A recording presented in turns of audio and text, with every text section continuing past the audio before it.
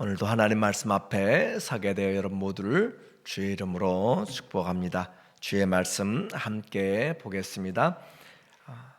예레미야서 29장 11절입니다. 여호와의 말씀이니라. 너희를 향한 나의 생각을 내가 아나니 평안이요 재앙이 아니니라. 너희에게 미래와 희망을 주려는 것이라. 너희가 내게 부르짖으면 내게 와서 기도하면 내가 너희의 기도를 들을 것이요. 아멘. 오늘은 포로들에게라고 하는 주제로 말씀을 같이 나누도록 하겠습니다. 성경은 인생의 길과 또 빛이다 라고 그렇게 말씀하고 있어요. 인생의 나침판이죠. 어디를 가야 될지 모를 때 주의 말씀은 우리에게 길이 되고 빛이 되는 것이에요. 뿐만 아니라 나를 비춰줄 뿐만 아니라 인생의 전체를, 역사를, 하나님의 나라를, 영원을 비춰주고 가르쳐주는 우리의 인생의 교과서가 됩니다. 그래서 과거와 현재와 미래를 우리가 볼 수 있는 것이 바로 주의 말씀의 책이에요. 우리는 성경을 보면서 과거를 보고 오늘을 살고 내일을 준비하는 지혜를 얻게 됩니다. 그래서 성경을 보면서도 내일을 준비하지 못하고 영원을 준비하지 못하는 것을 어리석은 자라라고 그렇게 이야기해요. 불쌍한 자라라고 이야기하고 헛된 인생을 살아가는 자라라고 그렇게 표현하고 있어요. 곧 성경은 우리에게 영원을 보게 만든다라고 하는 거죠. 우리가 믿음이 좋다, 성경을 잘한다, 또 하나님을 잘 아는 만큼 우리는 영혼을 잘 준비할 수 있는 그런 기회를 얻게 되는 것이고 하나님의 뜻을 이루어가는 그런 은혜를 입게 됩니다. 오늘 29장에서는 바벨론으로 보내는 예레미야의 편지와 또 바벨론에서 이 예루살렘으로 보내는 거짓 선지자의 편지, 두 편지가 함께 나타나고 있어요. 그래서 포로들에게 보내는 이 편지를 통하여서 우리가 누구의 말을 들어야 될지 그것을 한번 생각해 보게 됩니다. 그래서 1절에 보게 되면 선지자 예레미야가 예루살렘에서 이 같은 편지를 느부갓네살이 예루살렘에서 바벨론으로 끌고 간 포로 중 남아있는 장로들과 제사장들과 선지자들과 모든 백성에게 보냈는데 라고 그렇게 표현하고 있어요. 그래서 선지자 예레미야가 이미 바벨론으로 끌려간 605년에 끌려간 1차에 끌려간 자들이 있고 또 597년에 끌려간 2차 끌려간 사람들이 있어요. 그 사람들 중 그들에게 하나님의 말씀을 보냅니다. 4절에 만군의 여호와 이스라엘의 하나님께서 예루살렘에서 바벨론으로 사로잡혀가게 한 모든 포로에게 이같이 말씀하시느니라 라고 그렇게 말하는데, 이 4절에 보면 만군의 여호와 이스라엘의 하나님께서, 하나님을 표현할 때 그냥 하나님이라 하지 않고 만군의 여호와라 라고 하는 거, 많은 군대, 여호와 체바오트, 많은 무리에, 그래서 하나님은 바벨론의 군대와 비교되지 않는 만군의, 하늘과 땅의 우주와 전체를 다스리는 만군의, 많은 무리의 하나님이시죠. 그 하나님이 이스라엘의 하나님이다 라고 표현하고 있어요. 이스라엘 힘이 없어서 적군들에게 끌려가고 포로되고 잡혀가고 있는데 그 군대의 하나님이 만군의 하나님이다 라고 그렇게 표현하는 것은 보이는 것으로 살지 말고 하나님의 그 말씀 안에서 산다는 의미가 있고, 또 여기 보니까 하나님께서 예루살렘에서 바벨론으로 사로잡혀가게 한 모든 포로, 바벨론의 왕이 힘이 있어서 끌어간 줄 알았어요. 그런데 하나님이 가게 했다라고 하는 거잖아요. 그래서 시각을 바꾸는 거예요. 하나님이 바벨론으로 사로잡혀가게 그렇게 허락했고 그렇게 길을 열었다라고 하는 거죠. 그래서 만군의 여호와라고 하는 것, 보이지 않지만 하나님이 뒤에서 섭리하고 계시다는 것을 우리에게 말해주고 있어요. 그래서 포로 중에 있어도 그들이 알아야 될 것은, 우리가 힘이 없어서 끌려와서 또 바벨론의 왕이 능력이 있어서 끌려온 그런 부분보다 하나님이 우리의 죄 때문에 끌려가게 했다라는 것이고, 하나님이 우리를 무화과나무, 좋은 무화과나무다라고 한 것을 그들이 알게 되면 훨씬 소망이 있는 삶을 살게 돼요. 이제 포로 중에도 함께 하시는 하나님을 지금 말씀하고 있습니다. 포로가 되면 사랑하는 가족들이 떠나가게 되고 또 그리운 고향에서 떠나서 포로의 앞날은 언제 무슨 일이 닥칠지 알지 못하는 정말 두려운 것이죠. 어디로 갈지, 어떻게 죽을지, 인생이 깎아봐요. 죽은 목숨과 같고 소망이 없는 삶이 바로 포로되는 것은 모든 것이 무너지고 누구의 노예가 되든지 어떤 삶을 살아갈지 알지 못합니다. 그러나 이런 가운데 있는 자들에게 하나님의 말씀이 도착했어요. 만군의 여호와의 하나님의 말씀이 도착해서 너희를 향한 하나님의 생각을 이야기해 줄 때 그들은 얼마나 큰 위로를 받는지 몰라요. 이것이 바로 하나님의 복음의 기쁨입니다. 가족의 소식을 들으면 기쁨이 있어도 슬프죠. 보고 싶은 자녀들을 또 가정을 보지 못할 때 얼마나 슬픈지 몰라요. 왕의 소식을 들어보았자 왕은 사로잡혀 왔고 또 다른 세워진 왕은 힘이 없고 왕의 소식도 그들에게는 기쁨이 되지 못합니다.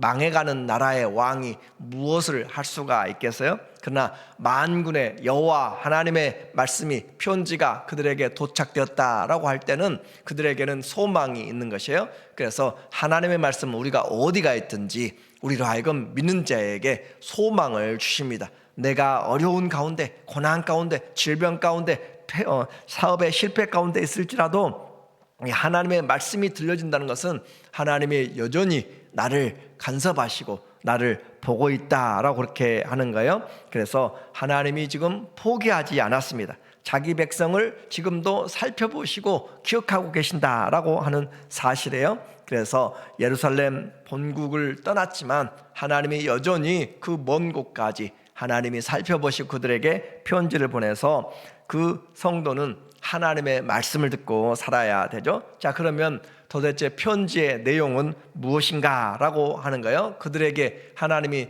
포로되어 있는 자들에게 무슨 편지를 들려서 보내서 하나님이 해줄 것인가 라는 것을 보니까 5절에 예레미야가 편지를 써서 보냅니다.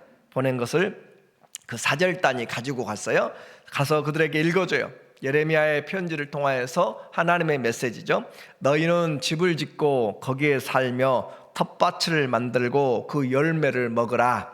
아내를 맞이하여 자녀를 낳으며 너희 아들이 아내를 맞이하며 너희 딸이 남편을 맞아 그들로 자녀를 낳게 하여 너희가 거기에서 번성하고 줄어들지 않게 하라. 이 편지가 왔는데 해방의 소식이 아니라 그들의 하여금 그곳에서 집을 짓고 아예 정착하고 결혼도 하고 자녀들의 자녀들도 결혼하고 살아가라, 번성하라 라고 하는 메시지였습니다. 어떻게 보면 암담하고 이 포로된 생활 언제까지 길이 보이지 않는 것 같은데 하나님은 70년이라 라고 그렇게 정해 놓으셨잖아요. 그래서 그 70년을 살아가면서 그들은 낙심하지 말고 오히려 그곳에서 적극적으로 살아가는 거예요. 하나님이 그들을 다시 이끌어내기 때문에 그때까지 믿음을 지켜야 되고 자녀들을 키워야 되고 그들의 삶을 살아가라 라고 하는 거예요. 그래서 그들에게 하나님의 보낸 편지는 그곳에서 번성하라 라는 것이죠. 그래서 원수들 같지만 생각하지 말고 번성하고 적극적으로 살고 그래서 자기의 삶을 유지하도록 그렇게 만들어가는 것이죠. 자, 이제 이렇게 생활의 부분을 이야기했어요. 그들이 가정 생활을 집을 짓고 그렇게 해 나가야 돼요. 그런데 그것뿐만 아니라 영적인 생활이 있습니다. 뭘 해야 될 것인가? 7절에 보니까 먹고 사는 것뿐만 아니라 7절에 너희는 내가 사로잡혀 가게 한, 그렇죠? 하나님이 사로잡혀 가게 하셨어요. 하나님이 오늘 우리를 저 다른 곳에 불러서 이 지역에 보내셨다면 우리는 이곳에서 할 일이 있는 것이에요. 하나님이 오늘 이 시대에 우리를 이곳에 살게 했다면 우리는 사명이 있는 것이에요. 그러므로 우리의 인생을 내가 힘이 없어서 내가 부족해서 먹고 살기 위해서 이민 왔다라고만 생각하지 말고 하나님은 절대 실패하지 않는 분이시고 하나님은 계획을 가지고 계신 분이시고 그래서 하나님이 우리의 죄 때문이든지 우리의 어떤 강구 때문이든지 자녀의 교육 때문이든지 하나님의 손 안에 있으면 하나님은 사랑한 자들 위하여서 합력하여 선을 이루기 때문에 오늘 이 자리에 있을 때 하나님의 말씀을 올바로 듣게 되면 우리는 이곳에서도 사명을 가지고 살아가게 되는 거예요. 그래서 내가 사로잡혀 가게 한 그 성읍의 평안을 그 성읍의 바벨론의 평안을 빌라라고 이야기합니다. 오늘 이 시대에 우리는 이곳에 살면서 하나님 나라를 위하여서, 그리고 우리가 살아가고 있는 이 땅에 평안을 기도해야 될 필요가 있어요. 이유는 한 가지입니다. 평안한 중에 복음을 전하기 위해서 하는 거죠. 그래서 그 성의 평안을 구하고 그를 위하여 여호와께 기도하라 라고 그렇게 해요. 그 평안을 위하여서, 그 도시들을 위하여서 기도하라. 평안을 여호와께 기도하라. 하나님께 기도하라. 나만 먹고 사는 것이 아니라 원수들을 향하여서도 하나님 긍휼히 여기시도록 그렇게 기도하는 것이고, 이는 그 성읍이 평안함으로 너희도 평안할 것임이라. 하나님이 결국 평안을 위해서 기도하라는 것은 우리를 위해서 하는 것이에요. 내가 왜 하나님 앞에서 그렇게 원수들을 용서할 것인가? 왜 용납하면 좋은가? 내가 용납이 되고 내가 평안하고 내가 잠을 잘 수가 있고, 그래서 사랑하면 우리는 이와 같이 은혜를 누리게 됩니다. 결국 기도하라고 하는 것은 우리를 위한 것이고, 사랑하는 것도 우리를 위한 것이고, 섬기라고 한 것도 우리를 위한 것이고, 하나님 앞에서 하나님은 실수가 없으신 분, 그래서 포로 생활에서 해야 될 것이 기도하라 그 말이에요. 우리는 기도하는 것은 하나님의 말씀을 가지고 어디서든지 주의 뜻이 이루어지는 것을 기도하는 것이죠. 오늘 이 자리에 우리가 이 시대에 살아갈 때 하나님 주의 뜻이 우리의 가정을 통해서, 교회를 통해서, 내 인생 남은 생애를 통하여서 하나님의 뜻이 이루어지기를 기도하는 인생이 되어야 됩니다. 만군의 여호와 이스라엘 하나님께서 이와 같이 말씀하시니라. 너희 중에 있는 선지자들에게와 점장이에게 미혹되지 말며 너희가 꾼 꿈도 고지 듣고 믿지 말라라고 그렇게 이야기해요. 그곳에까지 같이 사로잡혀 간 그런 거짓 선지자들이 있습니다. 그래서 그들은 힘들고 어려운 포로 생활을 빨리 하나님이 끝내신다라고 그렇게 거짓 예언들을 여전히 하고 있는 것이에요. 그래서 하나님 미리 말씀하세요. 하나님은 분명한 계획이 있고 70년의 계획이 있고 하나님의 돌이킬 계획이 있어요. 그런데도 그곳 중에 있는 선지자들이 말하기를, 점장이들이 내가 꿈을 꿨다, 계시를 받았다 라고 하면서 돌아가는 꿈 얼마나 많이 꾸겠어요? 포로 되어서 고향 생각, 여러분이 와서 있을 때 한국에 가고 싶고 지금도 눈 감으면 고향집에 있는 그런 꿈들을 얼마나 꾸겠어요? 그런데 이와 같이 있는 것들을 너희가 꿈꿨다고 그렇게 너희 꿈도 믿지 말라라고 하는 것이에요. 하나님의 말씀은 어떤 꿈, 어떤 계시보다 정확하고 분명하고, 하나님은 거짓이 없으신 신실하신 하나님. 자, 이제 포로된 생활을 해야 될 것이 있어요. 삶을 영위하면서 기도해야 될 것이고, 또 거짓을 분별해서 말씀을 따라서 살아야 돼. 말씀을 따라서. 그래서 거짓 선지자들까지 그렇게 기복을 이야기하고 소망을 심어주는데 그들은 하나님이 보내지 아니하였습니다. 스스로 거짓을 전하는 것이에요. 이제 하나님의 그 계획을 포로들에게 전해준 하나님의 메시지, 편지를 더 보게 되니까 10절에 말씀하고 있어요. 여호와께서 이와 같이 말씀하시니라. 바벨론에서 70년이 차면 내가 너희를 돌보고 나의 선한 말을 너희에게 성취하여 너희를 이곳으로 돌아오게 하리라. 바벨론에서 70년이 차면 하나님이 돌아보신다. 이 말은 방문한다 그 말이시죠. 하나님 방문하여서 하나님이 그들을 이끌어서 선한 말을, 나의 선한 말을 너희에게 성취해서 너희가 이곳으로 다시 돌아오게 할 것이다 라고 하는 포로의 회복을 이미 하나님은 말씀하셨습니다. 여호와의 말씀이니라. 너희를 향한 나의 생각을 내가 아나니 평안이요 재앙이 아니니라. 너희에게 미래와 희망을 주는 것이라. 그래서 하나님이 그들에게 준 것은 미래에 지금 불안하게 또 포로되어서 살아간다고 해서 불안하지 말라. 내가 너희에게 이곳에 보낸 것은 불안한 것이 아니라 장래와 미래의 소망을 주려고 너희를 불렀기 때문에, 지금 힘들고 언어가 틀리고 사람들이 다르고 종교가 다르고 모든 문화와 습관들이 다 달라요. 사는 지역 땅도 다 다릅니다. 그런데도 불구하고 그들은 하나님 안에서 그들은 소망을 가지고 하나님이 여기에 보냈으니까 여기서 열심히 살아가면서 믿음으로 살아가면 하나님이 그들을 세워나가신다라고 하는 거예요.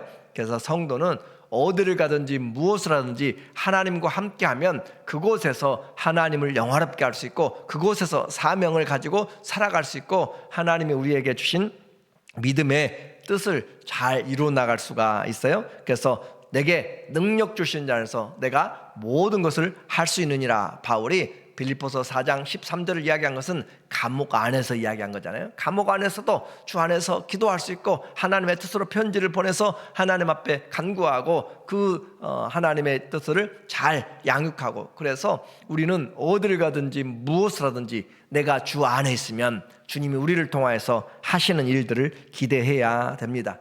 다시 말씀드려요. 하나님은 계획이 있으세요. 그리고 그 하나님의 계획은 실패하지 않습니다.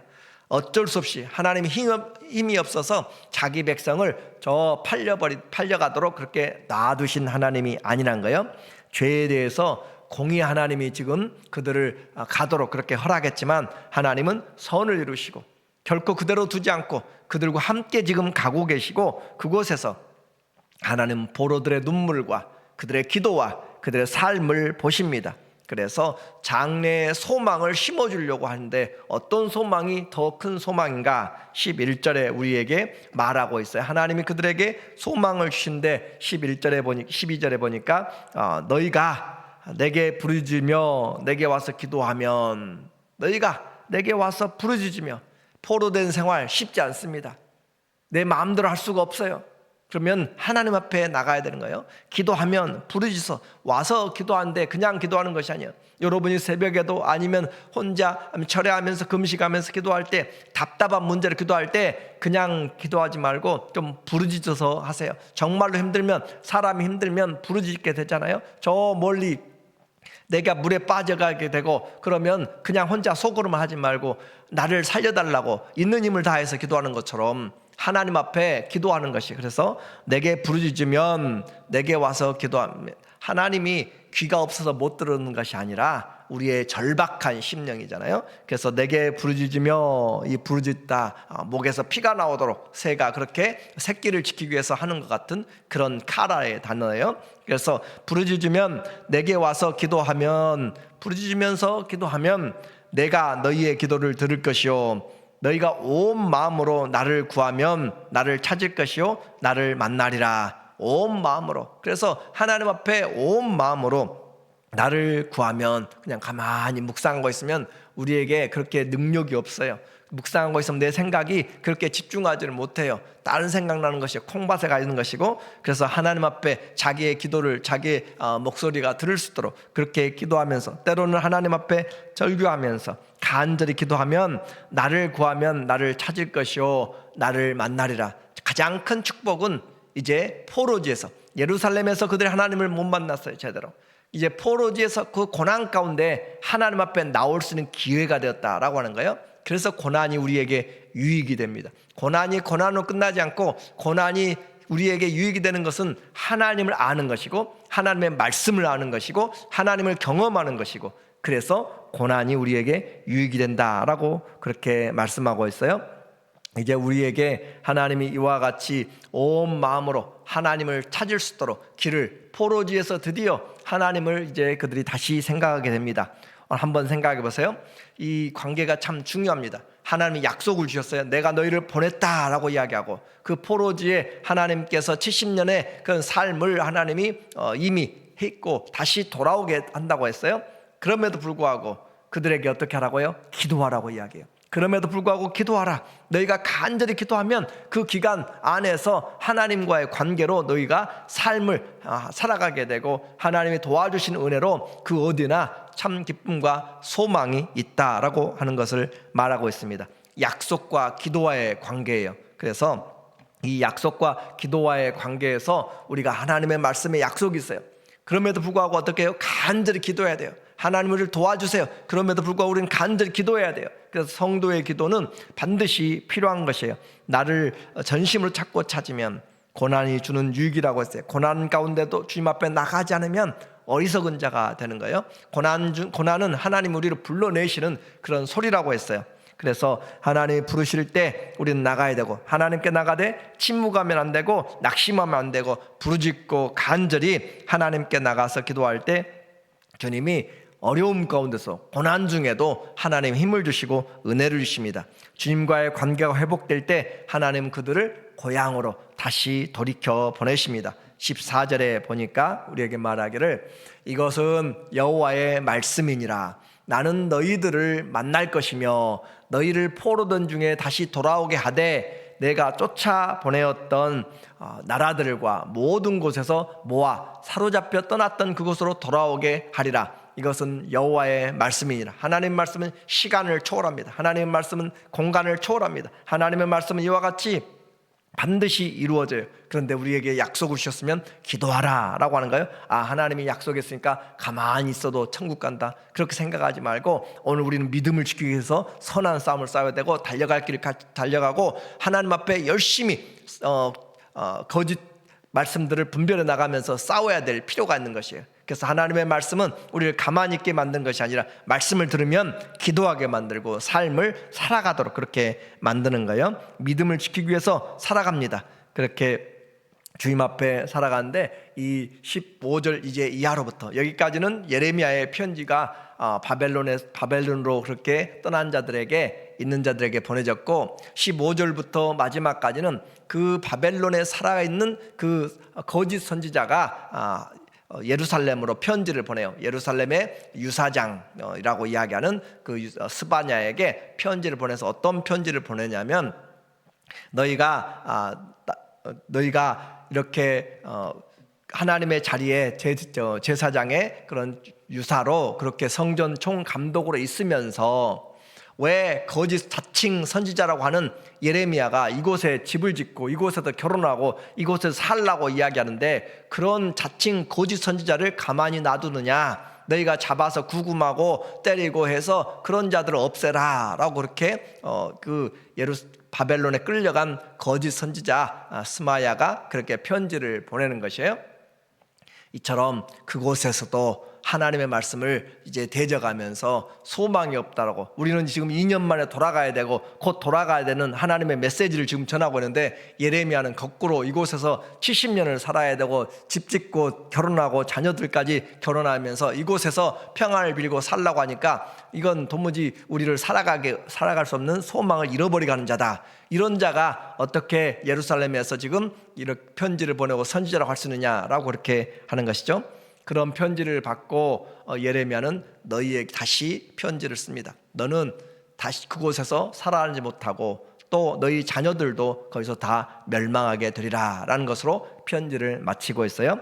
오늘 우리에게 주의 말씀은 어떤 위기에서 내가 어디에 있든지 우리는 하나님의 말씀이 들려질 때 살아갈 수가 있습니다.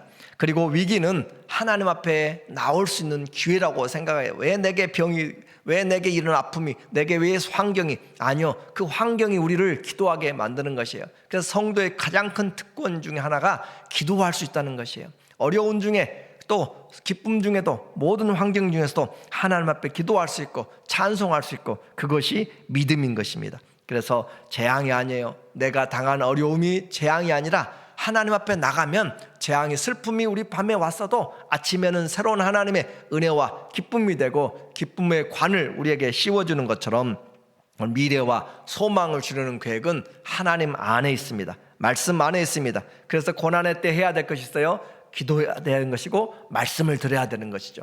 기도하고 말씀을 듣는 것, 이것이 고난의 때 간절히 부르짖고 침묵하지 말고, 주님만이 내 살 길입니다. 주님의 약속이 있는데 그 약속대로 주님 우리를 회복시켜 주시고, 그렇게 하나님 앞에 주신 평강 주시고, 하나님 우리 가정을 세워주시고 교회의 사명을 감당하도록 그렇게 기도하는 것은, 우리가 정말로 약속이 있어도, 하나님의 약속이 있어도 그 약속을 가지고 기도해야 된다. 오늘 들을 끼인다는 그 고난의 때 하나님의 말씀으로 우리의 삶이 회복되도록, 생수의 강이 우리 안에서 넘치도록 해야 될 것이고, 지금이 간절히 기도할 때요, 지금이 정말 말씀을 붙잡고, 그래서 여러분도 많이 들어봤을 거예요. 사람들마다 주장하잖아요. 다시 복음으로 돌아가야 될 필요가 있는 것이고, 말씀을 들을 때 우리는 일어날 수 있습니다. 왜냐하면 하나님의 생각은 재앙이 아니라 소망이기 때문에 그렇습니다. 말씀과 기도로 고난의 길, 포로된 길, 어둠의 사망 골짜기 같은 길일지라도 말씀을 붙잡고 기도하는 자는 분명히 하나님께서 세우신 약속으로 우리를 재앙이 아니라 평안이요 장래, 소망을 주려는 놀라운 하나님의 그런 은혜의 증거자들로 세울 줄을 믿습니다. 우리 모두에게 이런 말씀과 기도로 승리하시기를 예수님의 이름으로 축원합니다. 아멘. 기도합니다. 주님, 우리에게 말씀을 들려주셔서 감사합니다. 간절히 기도하게 하시고 정말 부르짖어 기도하게 하시고 하나님 우리의 마음을 다하여서 주를 찾을 때 주님이 우리를 만나 주시고 인도하여 주셔서 하나님의 선한 뜻 이루어 주시옵소서. 예수님의 이름으로 감사하며 기도합니다. 아멘.